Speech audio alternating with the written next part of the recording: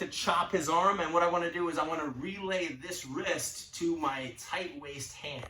So what do I do? As I chop, as it's coming across, I catch right here. So if Frank sits up, you can see that I have a diagonal grip, wrist grip, on Frank's left arm with my right arm, okay? So from here, what I'm gonna do is I'm gonna actually chop. I pull this in, so I kind of have almost like a 2-on-1, and I'm gonna take him over that direction of the unposted arm, okay? So I bump him flat, boom, okay? Now from here, most of the time, he's gonna look to defend his arm by kind of getting, right, exactly, he's sort of like canted on it, right? He's not going all the way, but he's gonna be like this. As I'm here, my left hand is gonna come underneath, and what I'm gonna look to do is relay my wrist control grip here through splitting his hips, so now my left hand is gonna grab the wrist. So if I do it from here, it's gonna be difficult, because look, I can fall off to the side. So to protect my base, I go to my toes and I jump to the other side. Now from here, this hand can reach underneath, and I can relay and switch the grip, okay?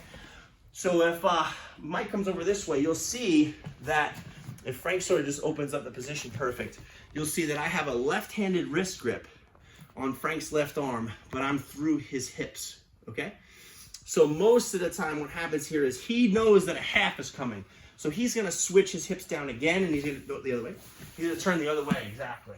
So now from here, right, what I'm gonna do is, I'm gonna realize, okay, now I can't get the half, but what I can do is I can swim underneath this exposed elbow, and I'm gonna go wrist, not elbow. Elbow's too far in this position, and you'll see why in a second here. I go wrist to elbow to the small of his back.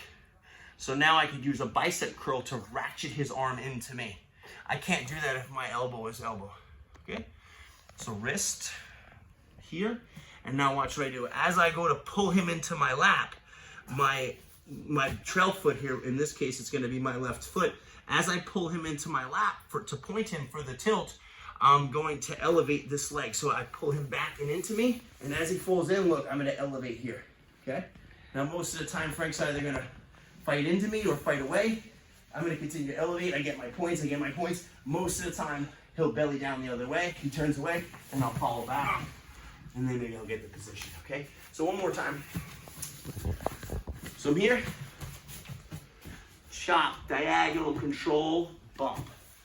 Get on my toes, jump over, relay the wrist grip, as you can see here.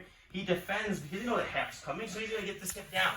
When he does that, I'm gonna keep pursuing the side, wrist to elbow, draw that to me. I want his elbow in tight, my elbow goes in the small of his back, and I'm pulling him in this direction, okay?